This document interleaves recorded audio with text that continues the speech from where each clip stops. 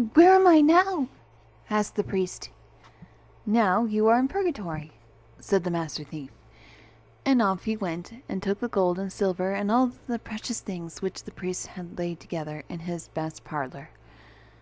Next morning, when the goose girl came to let out the geese, she heard the priest bemoaning to himself as he lay in the sack in the goose house.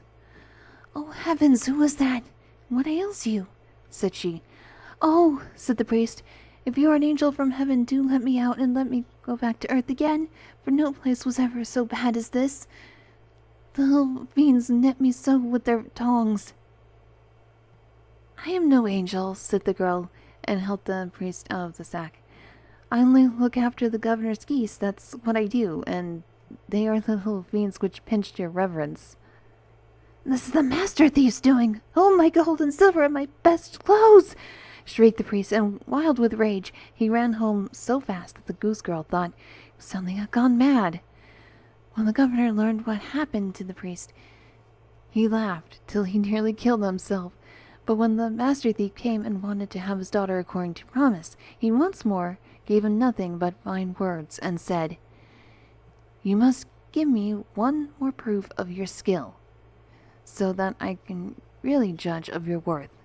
I have 12 horses in my stable, and I will put 12 stable boys in it, one on each horse. If you are clever enough to steal the horses from under them, I will see what I can do for you." "What you sent me to do can be done," said the Master Thief, "but I'm certain to get your daughter when it is." "Yes, if you can do that, I'll do my best for you," said the governor. So the Master Thief went to a shop and bought enough brandy to fill 2 pocket flasks, and he put a sleeping drink into each of these, but into the other he poured brandy only. Then he engaged 11 men to lie that night in hiding behind the governor's stable. After this, by fair words and good payment, he borrowed a ragged gown and a jerkin from an aged woman, and then, with a staff in his hand and a poke on his back, he hobbled off as evening came on toward the governor's stable. The stable boys were just watering the horses for the night, and it was quite as much as they could do to attend to that. "What on earth do you want from here?" said one of them to the old woman. Oh dear, how cold it is," she said, sobbing and shivering. "Cold, oh dear, it's cold enough to freeze a poor old body to death." And she shivered and shook again and said, "For heaven's sake, give me leave to stay here and just inside the stable door." "You'll get nothing of the kind. Be off this moment. The governor were to catch sight of you here, he would lead us to a pretty dance," said one. "Oh, what a poor hopeless old creature," said another, who felt sorry for her. "That poor old woman can do no harm to anyone. She may sit there and welcome." The rest of them thought that she ought not to stay, but while they were disputing about this and looking after the horses, she crept farther and farther into the stable, and at last sat down behind the door, and once she was inside, no one took any more notice of her. As the night wore on, the stable's boys found it rather cold work to sit on horseback. "Oh, fearfully cold," said one, and began to beat his arms upward and forwards across his breast. "Yes, I'm so cold that my teeth are chattering," said another. "If one had but a little tobacco," said a third. Well, one of them had a little, so they shared it among them, though there was very little for each man, but they chewed it. There was some help to them, but soon they were just as cold as before. "Hoo-da-doo," said one of them, shivering again. "Hoo-da-doo," said the old woman, gnashing her teeth together till they chattered inside her mouth, and then she got out the flask, which contained nothing but brandy, and her hands trembled so that she took the bottle about, and when she drank it, made a great gulp in her throat. "What is that you have in your flask, old woman?" asked one of the stable boys.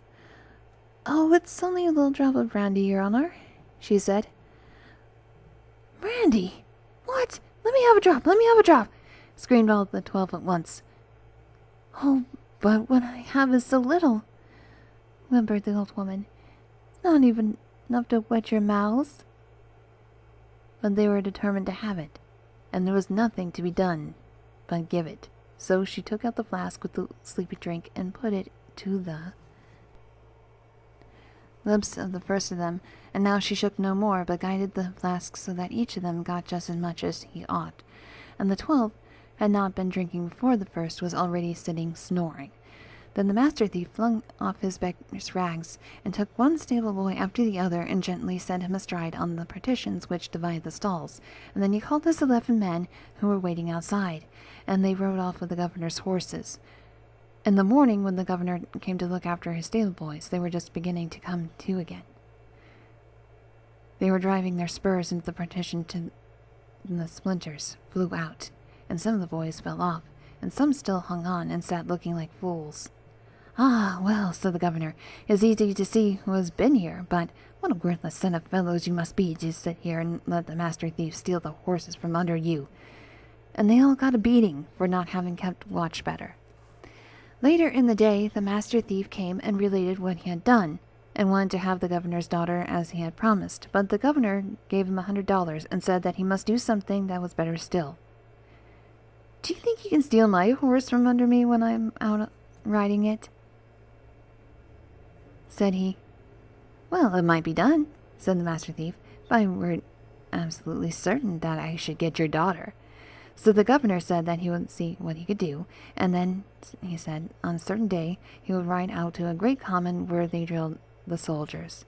So the Master Thief immediately got hold of an old worn-out mare, and set himself to work to make a collar for it of green withies and branches of broom, bought a shabby old cart, and a great cask, and then he told a poor old beggar woman that he would give her $10 if she would get into the cask and keep her mouth wide open beneath the tap hole, which he was going to stick his finger.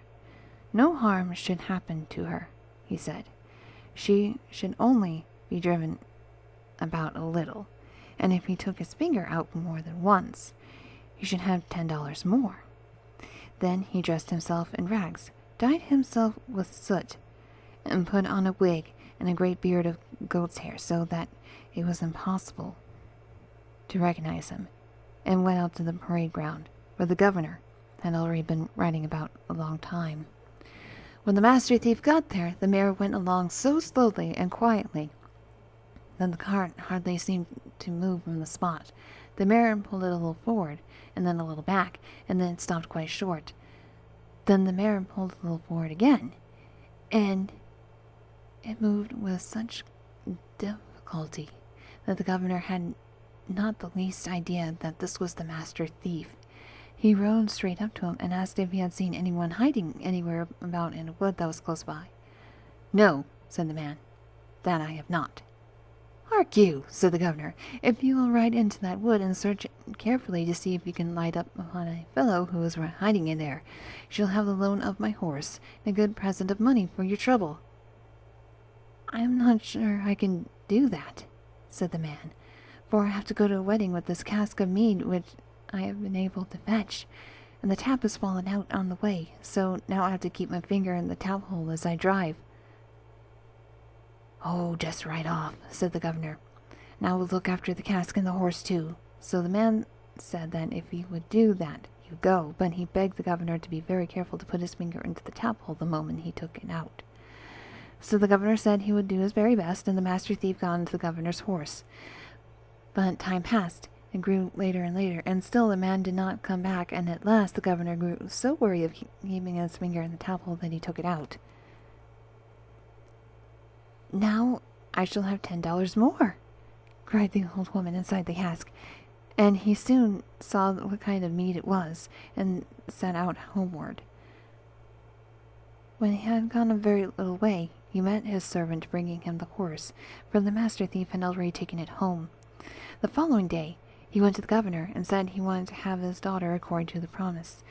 But the governor again put him off with fine words, and only gave him $300, saying that he must do one more masterpiece of skill, and if he were to be able to do that, he should have her. Well, the master thief thought he might if he could hear what it was. Do you think you can steal the sheet off our bed and my wife's nightgown? Said the governor. That is by no means impossible, said the master thief. I only wish I could get your daughter as easily. So, late at night, the master thief went and cut down a thief who was hanging on the gallows, and laid him on his shoulders, and took him away with him. Then he got a hold of a long ladder set up against the governor's bedroom window, and climbed up and moved the dead man's head up and down, just as if he were someone who was standing outside and peeping in. There's the master thief, Mimsy, said the governor, nudging his wife. Now I will just shoot him, that I will. So he took up a rifle which he had laid at his bedside. Oh no, you must not do that, said his wife. You yourself arranged that he was to come here. Yes, Mimsy, I will shoot him, said he, and lay there aiming, and then aiming again, for no sooner was the head up and he caught sight of it than it was gone again. At last he got a chance and fired, and the dead body fell with a loud thud to the ground, and down went the master thief too, as fast as he could. Well, said the governor, I certainly am the chief man about here, but people soon began to talk, and it would be very unpleasant if they were to see this dead body. The best thing I can do is to go out and bury him. Just do what you think is best, Papsy, said his wife. So the governor got up and went downstairs, and as soon as he had gone out through the door, the master thief stole in and went straight upstairs to the woman. Well, Papsy dear, said she, for she thought it was her husband, have you got it done already? Oh, yes, I only put him into a hole, said he, and raked a little earth over him. That's all I have been able to do tonight, for it's fearful weather outside. I'll bury him better afterward, but just let me have the sheet to wipe myself with, for he was bleeding, and I've got covered with blood while carrying him. So she gave him the sheet. Will you let me have your nightgown too? He said, for I begin to see that the sheet will not be enough. Then she gave him her nightgown, but just then it came to his head that he had forgotten to lock the door. He was forced to go downstairs and do it before he could lay down in bed again. So off he went with the sheet, and the nightgown too. An hour later, the real governor returned. Well, what a time it has taken to lock the house door, Papsy,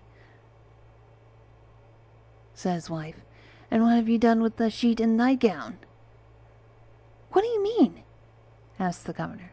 Oh, I'm asking you what you have done with the nightgown and sheet that you got to wipe the blood off yourself with, said she. Good heavens, said the governor. Has he actually got the better of me again?